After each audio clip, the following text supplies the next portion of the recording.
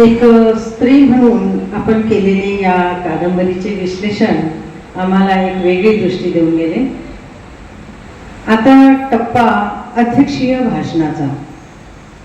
दिवंगत लेखक मा पु वैद्य यांच्या शब्दांच्या गाठीभेटी या पुस्तकात अध्यक्ष या शब्दाचा अर्थ असा दिलेला आहे.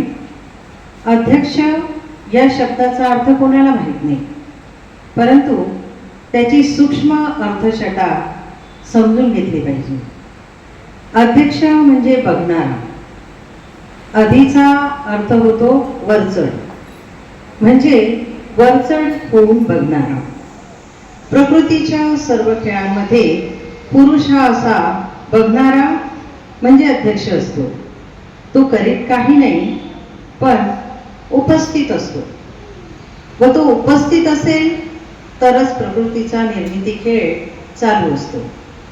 भगवद्गीतेत म्हटले आहे की मयाध्यक्षेन प्रकृती हा सूयते सचराचर. असो, हे झाले विषयांतर. मी आदरणीय डॉक्टर मनोहर नरांजे यांना विनंती करते की त्यांनी त्यांचे अध्यक्षीय विवेचन करावे. डॉक्टर श्री मनोहर नरांजे.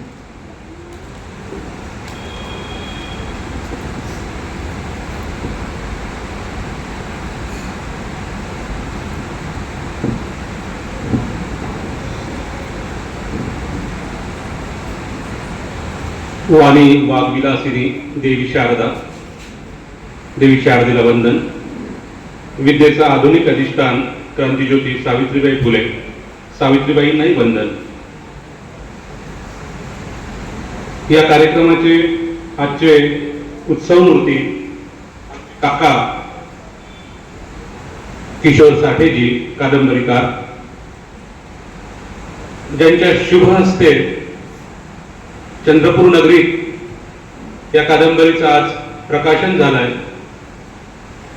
माझ्यातला कवी मरत चाललाय अशा संवेदनशीलतेने अवघ्या महाराष्ट्राला स्वतःची नोंद घ्यायला भाग पाडणारा हा युवा कवी आज विदर्भ साहित्य संघाचंही सारथ्य करतो आहे.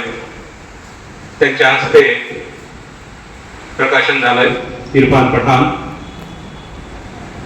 या कादंबरीच्या निर्मिती प्रक्रियेमध्ये जो अगदी मनापासून समरसून गेलेला होता आणि त्याच्या उपस्थितीमुळे या कादंबरीचा जन्म झाला. काकांनी सांगितलेलंच आहे की तो निर्मिती कारण आहे या कादंबरीच्या निर्मितीचं. परममित्र कविवर्य प्रशांत झिलपे. जीवशास्त्रज्ञ असून साहित्यालाही जीव लावणाऱ्या पोचमवार देगमवार मॅडम. वार लोकांच्या आडनावाची माझी नेहमी गफलत होते.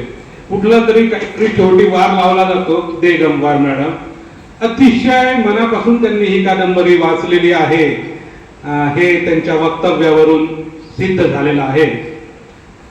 आणि मुख्य म्हणजे मी ताईंना धन्यवाद देतो. ताईंचं नाव काय? लताताईंना धन्यवाद देतो तो यासाठी की अध्यक्षपदाची व्याख्या करून त्यांनी माझं काम अगदी सोपं करून टाकलेलं आहे. म्हणजे अध्यक्षाला काही करायचंच नसतं हे त्यांनी सांगितलं, परंतु तो हवा असतो.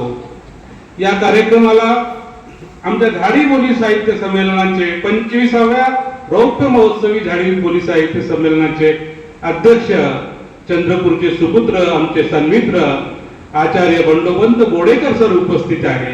मध्यंतरी ते दिसत नव्हते तर मला हे पडलं होतं की बंडोपंत दादा कुठे गेले, पण ते आहेत. आणि आपण सगळी मान्यवर मंडळी आशिष देवांचा उल्लेख करायला पाहिजे आणि बाबू आयटमचा उल्लेख करायला पाहिजे की आशिष देवा सरांनी कालपासून सांगितलं 6:30ला शार्प सुरू करतोय, 5:45ला पोहोचायचं आहे, 15 मिनिट बोलायचं आहे. हे 3 सूत्र त्यांनी दिले आणि ह्या 3 सूत्राचं पालन सगळ्यांनीच आतापर्यंत केलं आहे. मी अध्यक्ष आहे म्हणून माझ्यासाठी काही वेगळी सोय नाही आहे.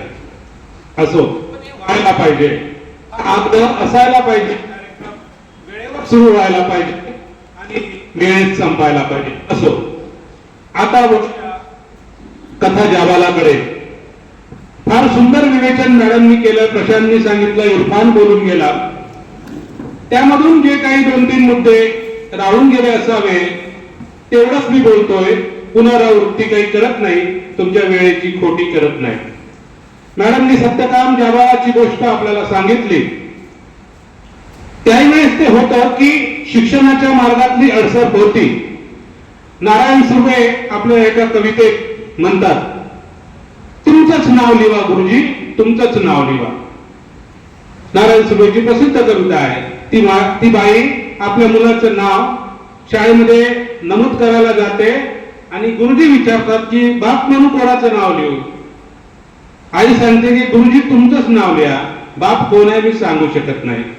जो प्रश्न सत्यकाम जाबालाला पडला तो आजही पडतो. माझा स्वतःचाही अनुभव असा आहे. एक राकेश नावाचा पोरगा, त्याची आई माझ्याकडे आली. मी विचारलं की याचं नाव काय आहे. याच्यावर तो एक दत्तक घेतला गावातल्या मुलांना, एका म्हाताऱ्याने. त्याचं नाव काय. ते म्हणे गुरुजी तू माझ्या भावासारखा आहे.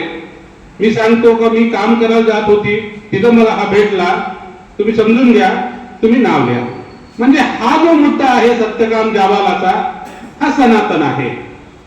आणि हा सनातन आहे, चिरंतन आहे. आता कदाचित काही जणांना हे वाटेल आपण चिरंतन म्हणू. हा चिरंतन आहे म्हणून जाबाला आश्रमही आहे. जाबाला आश्रमाच्या निर्मितीचं कारण आहे आणि त्या निर्मितीचं कारण आहे म्हणून ही कादंबरी आहे. ही कादंबरी आपल्याला काय सांगते. इरफान आताच बोलून गेला की प्रेम असं वर्तुळाकार फिरतोय. अध्यक्षाचं कामच ते आहे की प्रत्येकाचा थोडासा सार घ्यायचा. तर प्रेम असं गोलाकार फिरते, ते सरळ जात नाही. कधी कधी 2 रुळ, रेल्वेचे रुळ सरळ जातात पण ते एकमेकाला भेटत नाही. जुने जाणते लोक म्हणायचे की खंत भांडत असावं पण खंत असू नये. एक जुन्या लोकांचा शहाणपणा की भांडत असावं पण खंत असू नये. कारण की खंत जर झालं तर प्रेम संपलं, ते सरळ गेलं.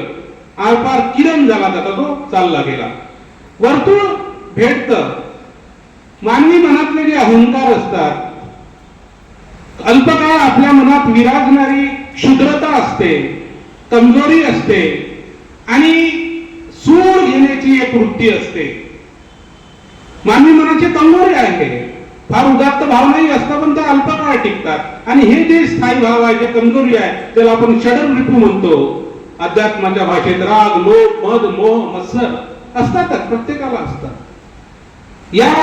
ही कादंबरी सुरू होण्याच्या मागे एक टोमणा, तो टोमणा ननंदबाईंनी वहिनींना दिलेला आहे. शशिकला वहिनी ननंदबाईंनी ती टोमणा देऊन गेला, ती चालली गेली. शंतनूंनी त्याचा विरोधही केला. ही भिक्षुकाची मुलगी, गरीब घरची मुलगी. ननंद म्हणाली की दरिद्रांनी आम्हासारख्या गर्भश्रीमंत माणसाच्या कामकाजात लक्ष घालू नये. परंतु आरपार गेलेला तो बाण काळीज भेदून गेला आणि या कादंबरीचा जन्माला कारण सापडलं शशिकलेला. तिला स्वतःला सिद्ध करण्याची एक उन्मेष, एक उर्मी जागृत झाली. आता हा टोमणा शंतनूने दिलेला नव्हता, पण आम्हा भगिनी मंडळाचं असतं की त्यांच्यापाशी एक हक्काची जागा असते. सगळ्या जगाने काही म्हणू द्या, पण तो राग मात्र निघतो आपल्या माणसावर आहे. आणि एक चांगलं कारण आहे की राग निघून रागाचा निचरा होतो. ते कारण नसतं भगिनी मंडळापाशी. आम्हाला ती सोय नसते, आमच्या जवळ काही तेवढी सोय नसते. आम्हाला तिथून घ्यावा लागतो. घरी लहान मुलगा असला तर त्यालाही अलीकडे नाही मारता येत. परंतु त्याला त्या टोमण्याचं उत्तर टोमण्यानेच देते.